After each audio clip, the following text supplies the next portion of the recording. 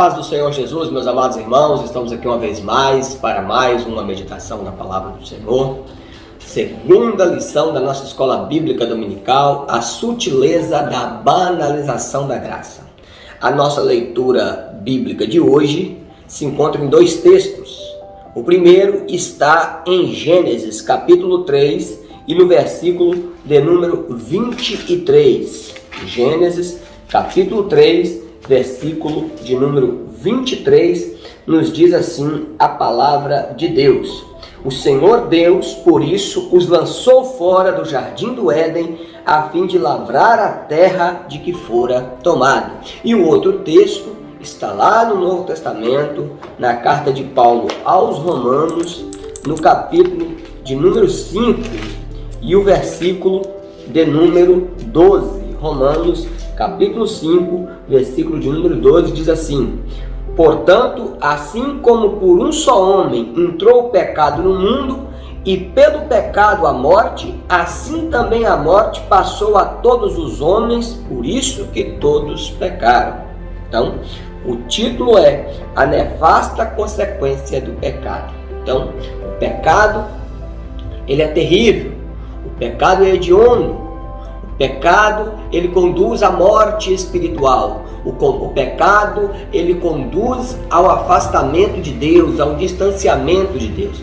A palavra do Senhor diz que o Senhor, que Deus, o nosso Senhor, ele não está com o braço encolhido e não possa salvar, e nem com o seu ouvido agravado para não poder ouvir, mas são os nossos pecados, as nossas iniquidades que faz separação entre nós e o nosso Deus, para que não possamos ouvi-lo. Então, está falando aí das funestas, das terríveis consequências do pecado. E por quê? Porque tanto no texto de Gênesis como no texto de Romanos ilustra isso. No texto de Gênesis, por causa do pecado, eles foram expulsos do jardim. E no texto de Romanos diz que foi necessário, da parte de Deus, um sacrifício perfeito para poder aniquilar o poder do pecado. Ou seja, através de Jesus Cristo, o seu sangue tem poder para nos remir de todo o pecado. O pecado traz consequências terríveis. E isso nós vemos somente de você sair na rua, você já vê aí as funestas, as terríveis consequências do pecado. O tópico 2 fala sobre a graça no contexto bíblico. O ponto 1 fala sobre a necessidade da graça e o 2 fala sobre a extensão da graça. Sobre a necessidade da graça, diz que uma das doutrinas mais bem definidas e claras nas Escrituras é referente à queda do homem. O primeiro fato a ser observado é que Adão, o primeiro homem, foi criado como um ser moralmente livre, podendo escolher o que fazer. As Escrituras dizem que Adão foi tentado, mas não coagido a pecar. Deus o responsabilizou por sua desobediência. O primeiro homem, portanto, de forma livre e voluntária, desobedeceu e pecou. Então, o que o autor está dizendo aqui claramente? Que Deus, mesmo Deus criando Adão e Eva em condições perfeitas mesmo, eles tinham o seu livre-arbítrio, ou seja, eles eram livres. E eles escolheram, decidiram em dar ouvido à voz da serpente. E não é, meus irmãos, e não é de se admirar. Não é de se admirar como acontece até nos dias de hoje. As pessoas são livres, mas muitas vezes elas são mais influenciadas para o mal do que para o bem. Isso fica claro. E o segundo fato que nós vemos aqui na queda do homem é que o pecado, ele se apresenta bom, ele se apresenta como um parque de diversões, mas as consequências dele é terríveis. A gente vai ver ali Deus falando claramente para Adão assim, maldita é a terra por causa de ti. Então, muitas coisas que a gente vai ver ali a maldade entrando, um irmão matando o outro, o casamento que ele era monogâmico, heterossexual, indissolúvel ali.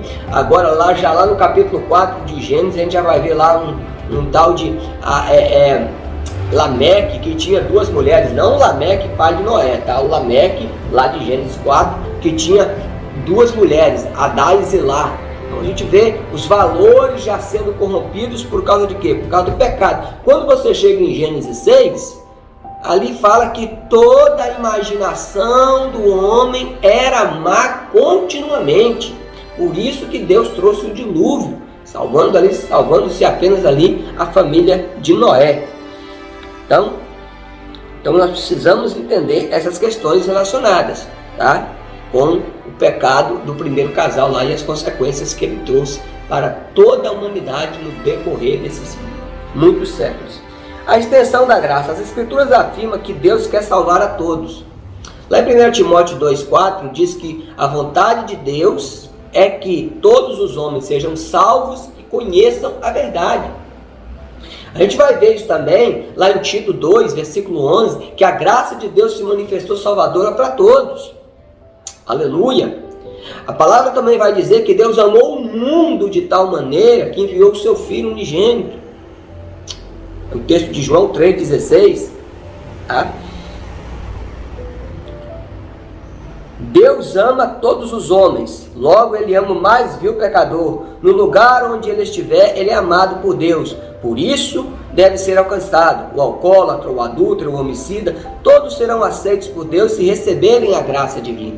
Receber a graça divina implica em arrepender-se dos seus pecados e confessar Jesus Cristo como o único e suficiente Salvador. Tá? Essa ideia de que o atributo de Deus, sendo o atributo do amor sendo o maior atributo, não é muito recomendável no que tange às Escrituras Sagradas, porque Deus é amor, mas Deus também é justiça, e a justiça tem que ser cumprida. Por isso que Jesus disse: arrependei-vos e crede no Evangelho. Eu digo uma coisa, Deus ama a todos, mas eu te digo que até mesmo pessoas que Deus ama vão para o inferno, se não se arrepender das suas más obras, se não se voltar para Deus, se não se arrepender dos seus pecados e confessar Jesus Cristo como único e suficiente Salvador. Nós estamos falando da eficácia da graça. Amém, meus amados irmãos? Então nós precisamos entender essas questões aqui relacionadas à graça de Deus. Fique em paz, Deus abençoe sua vida e amanhã retornaremos com mais uma meditação da palavra de Deus. Deus abençoe em nome de Jesus.